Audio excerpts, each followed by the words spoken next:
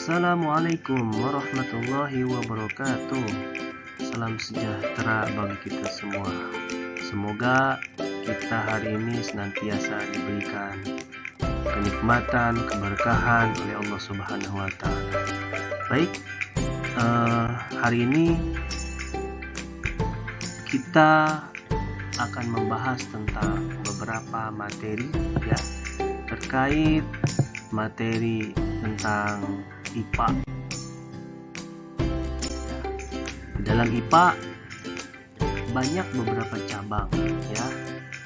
Di antaranya yaitu fisika, kimia, biologi, dan IPBA. Nah, di sini saya akan membahas tentang yang termasuk ke dalam biologi.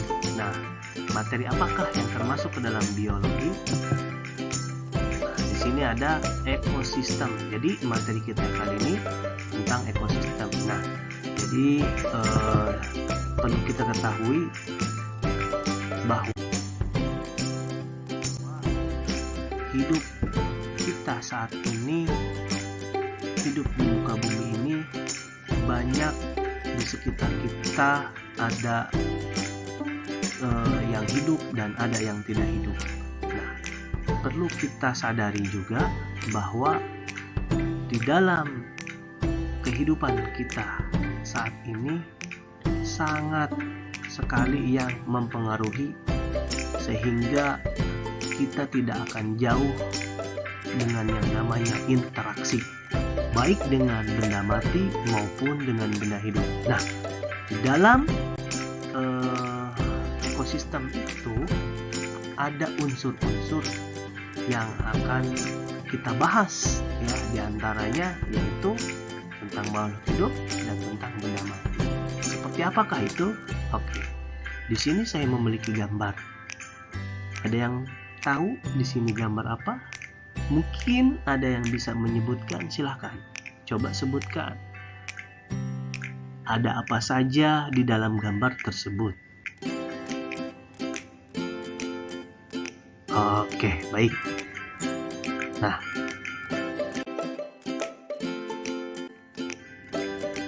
di sini kita melihat daripada gambar-gambar ya, seperti yang kita lihat saat ini. Ada gambar sungai, kemudian ada gambar tumbuh-tumbuhan, dan tadi banyak bermacam-macam makhluk hidup dan benda mati. Nah, di sini kita lihat daripada pengertian ekosistem. Oke. Nah, ekosistem adalah suatu sistem ekologi yang terbentuk oleh hubungan timbal balik tak terpisahkan antara makhluk hidup dengan lingkungannya. Ekosistem ini sebagai suatu tatanan kesatuan yang secara utuh dan menyeluruh antara segenap unsur lingkungan hidup yang saling memengaruhi. Baik, kita lanjutkan. Nah, di dalam ekosistem ini ternyata ada komponen-komponennya. Komponen yang terdapat di dalam ekosistem salah satunya yaitu komponen biotik. Apa itu biotik? Biotik itu artinya hidup. Nah, melihat daripada komponen biotik ini, maka ya komponen yang terdiri atas makhluk hidup seperti manusia, hewan, tumbuhan, dan mikroorganisme. Dan selanjutnya komponen biotik pun terdapat di dalam ekosistem. Setiap organisme mempunyai kedudukan, tugas, dan fungsi masing-masing yang disebut dengan misia. Oke. Kemudian di sini juga banyak unsur-unsur yang terdapat di dalam biotik, yaitu produsen, konsumen, dan pengurai. Nah, di antara tiga istilah ini, tiga nama ini merupakan bagian daripada biotik. Produsen hidup, konsumen hidup, pengurai pun hidup. Nah, maka termasuk ke dalam komponen biotik. Nanti kita akan mengetahui bagaimana itu produsen, bagaimana itu konsumen, bagaimana itu pengurai. Oke, kita lanjutkan. Di di sini ada produsen. Oke, kita bahas satu-satu. Apakah itu produsen? Produsen yaitu organisme yang mampu menghasilkan zat makanan yang termasuk kelompok ini adalah tumbuhan hijau atau tumbuhan yang telah memiliki klorofil. Nah, di sini kita bisa melihat ya ditayangkan dengan tumbuhan alga. Nah, seperti apa tumbuhan alga? Kita melihat aja dulu dari gambarnya. Nah, dari gambar ini ada daunnya yang berwarna hijau. Disitulah yang mencirikan bahwa tanaman ini memiliki klorofil. Kemudian ada fitoplankton ya. Fitoplankton ini merupakan daripada produsen. Nah, fitoplankton ini adalah hewan-hewan kecil. Nanti fitoplankton ini akan dimakan oleh konsumen. Untuk fitoplankton ada beberapa ya hewan kecil ini yang memiliki klorofil. Nah, itu ada tertentu ya, tidak seluruhnya. Nah, maka dari itu bisa diistilahkan fitoplankton ini termasuk ke dalam produsen. Oke. Kemudian kita lanjutkan. Ada konsumen selanjutnya. Apakah itu konsumen? Konsumen yaitu organisme yang tidak dapat membuat makanan sendiri, tetapi memakai atau menggunakan zat makanan yang dibuat organisme lain. Jadi konsumen itu sangat membutuhkan sekali produsen ya. Siapakah itu konsumen? Nah, seperti contohnya tali putri, kemudian bunga bangkai. Kalau kita bagaimana? Manusia itu termasuk ke dalam konsumen. Bagaimana bisa tidak termasuk ke dalam produsen ya? Kalau produsen itu bisa diistilahkan kepada tumbuh-tumbuhan karena tumbuh-tumbuhan tersebut dapat membuat makanan sendiri ya. Jadi manusia membutuhkan tumbuhan, hewan-hewan juga membutuhkan tumbuhan, dan makhluk hidup lain pun membutuhkan tumbuhan. Apakah tumbuhan tidak membutuhkan produsen lagi? Tumbuhan pun membutuhkan cairan dan zat unsur hara yang terdapat di dalam tanah untuk melangsungkan kehidupannya. Jadi tumbuhan sangat sekali membutuhkan pengurai ya untuk kelangsungan hidup tumbuhan tersebut. Nanti kita akan bahas apakah itu pengurai. Nah, selanjutnya di sini masuk ke dalam pengurai. Nah, di sini organisme heterotrof yang menguraikan bahan organik dari organisme mati. Pengurai menyerap sebagai hasil penguraian tersebut dan melepaskan bahan-bahan sederhana untuk dapat digunakan kembali oleh produsen. Nah, seperti tadi.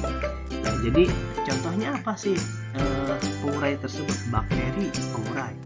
Ketika ada kotoran-kotoran, ya mau kotoran siapa? Mau kotoran ayam, kotoran hewan-hewan yang lain, kotoran manusia, ya atau kotoran-kotoran yang lain, itu akan menjadi pengurai, ya karena nanti ketika kotoran-kotoran tersebut berada lama di dalam di tanah, maka akan tumbuh bakteri-bakteri. Nah, kemudian dari kotoran tersebut lama-lama akan berubah menjadi kompos, ya, dan itu akan dimanfaatkan oleh tumbuhan.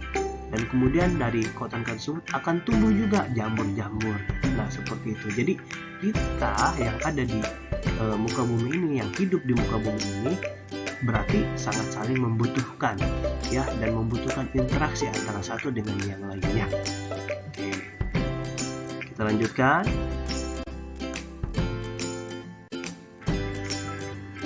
Di sini ada komponen ekosistem.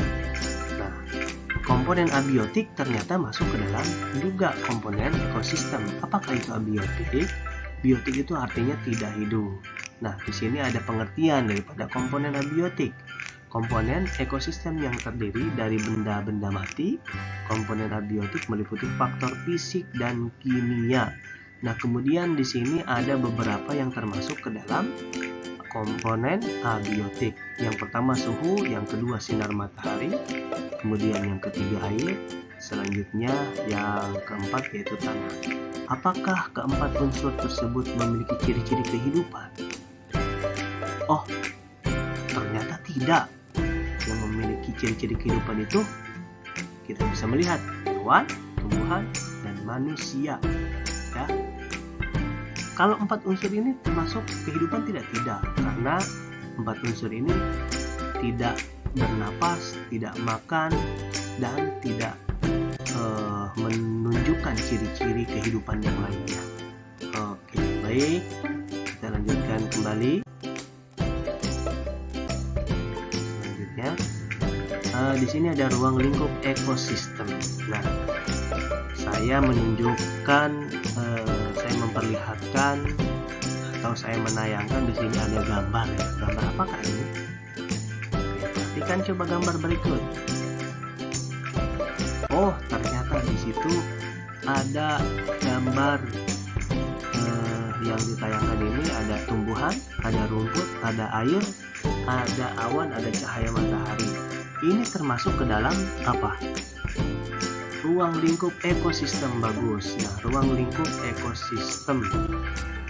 Jadi di dalamnya ini ada interaksi ya, saling membutuhkan antara benda mati dan yang hidup, antara biotik dan abiotik. Oke, selanjutnya di dalam ruang lingkup ekosistem ini ada biosfer, ada bioma, ada ekosistem, ada komunitas, ada populasi, ada individu. Dari ruang lingkup yang paling besar sampai ruang lingkup yang paling kecil ya, individu termasuk ke dalam makhluk tunggal ya. Kita satu itu bisa dikatakan dengan individu. Hewan satu bisa dikatakan dengan individu. Berikut selanjutnya. Oke, tipe-tipe ekosistem nih yang pertama, ekosistem air, ekosistem darat, ekosistem buatan. Nah, di sini ada beberapa contoh daripada ekosistem yang ada di dalam tipe ekosistem ini. Yang pertama ada ekosistem air, contohnya yaitu air tawar, habitat laut, estuari, pantai, sungai, terumbu karang. Kemudian dilanjutkan dengan ekosistem darat, ya, yang terdapat contohnya yaitu hujan tropis, sabana, padang rumput, gurun hutan, gugur, taiga, tundra. Kemudian ekosistem buatan contohnya yaitu bendungan, hutan tanaman, produksi, perkebunan sawit, sawah irigasi. Oke. Di sini ada interaksi antar spesies. Ternyata antara hewan dengan hewan itu memiliki interaksi. Manusia dengan manusia memiliki interaksi. Berikut sebaliknya, antara makhluk hidup dan benda mati harus memiliki interaksi. Kalau tidak ada interaksi, kita tidak akan bisa hidup ya. Berikut pun dengan sesama jenis hewan atau berbeda ya. Berikut dengan makhluk hidup yang lainnya. Jadi kita hidup di muka bumi ini ternyata saling membutuhkan. Nah, di sini ada beberapa pengertian. Semua makhluk hidup selalu bergantung kepada makhluk hidup yang lain. Tiap individu akan selalu berhubungan dengan individu lain yang sejenis atau lain jenis, baik individu dalam satu populasinya atau individu-individu dari populasi lain. Jadi, interaksi spesies merupakan hubungan timbal balik antara organisme, baik dari spesies yang sama maupun dari spesies yang berbeda. Nah, mungkin materi kita kali ini dicukupkan sekian ya. Nanti kita akan lanjutkan kembali selanjutnya, yaitu tipe-tipe interaksi antar spesies. Nah, seperti apakah materi yang ada di dalamnya? Berikut dari istilah-istilah yang sudah disebutkan tadi, itu nanti akan terbahas di materi-materi selanjutnya. Saya cukupkan sekian, kurang lebihnya mohon maaf. Assalamualaikum warahmatullahi wabarakatuh.